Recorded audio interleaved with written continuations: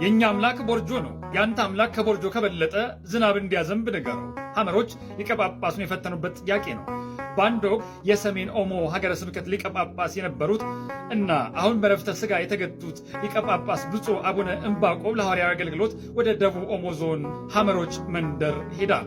ክላሽ ታጥቀው መፋቂያ ጥርሳቸው ላይ ሰክተው ለኀፍረተ ሥጋ ብቻ ብጣሽ ጨርቅ ገላቸው ላይ ጥለው በዛ ሐሩር በሆነው በረሃ ራቁታቸውን የሚሄዱ የሐመር አርብቶ አደሮች ወጣቶች ጥቁር ቀሚስ ከጥቁር አስኬማ ጋር ያጠለቁትን ሊቀ ጳጳስ እንደ ልዩ ፍጥረት በአግራሞት ያያሉ።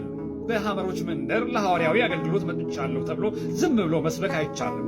ምናልባትም በድፍረት አደርጋለሁ ከተባለ ሕይወትን የሚያስገብር ታላቅ ድፍረት ይሆናል። ለምንም አይነት መንግስታዊም ሆነ ሃይማኖታዊ ተግባር ቅድሚያ የሐመር መሪ የሆኑትንና በዕድሜ የጎለመሱትን አባት ፍቃድና ይሁንታ ማግኘት ግዴታ ነው። ሊቀ ጳጳሱም የሐመሮችን ባላባት ለማግኘት ወደ ሐመሮች መሪ እልፍኝ ውስጥ ከአስተርጓሚያቸው ጋር ገቡ።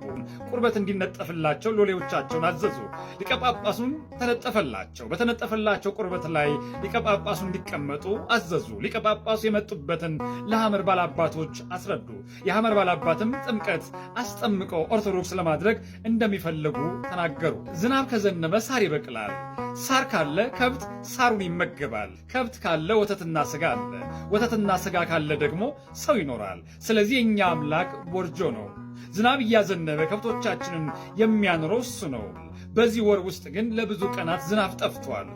ቦርጆ ጠልቶናል መሰለኝ። ያንተ አምላክ የኛ አምላክ ከሆነው ቦርጆ የሚበልጥ ከሆነ ነገ ዝናብ እንዲያዘንብልን ንገረው ሲል ሊቀ ጳጳሱን አጣብቂኝ ውስጥ ከተቷቸው።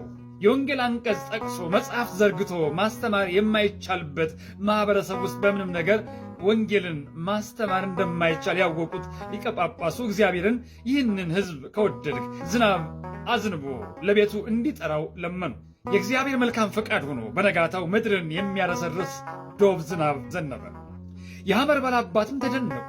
በነጋታው ሊቀ ጳጳሱን ጠርተው ተደንቀው አመሰገኑ።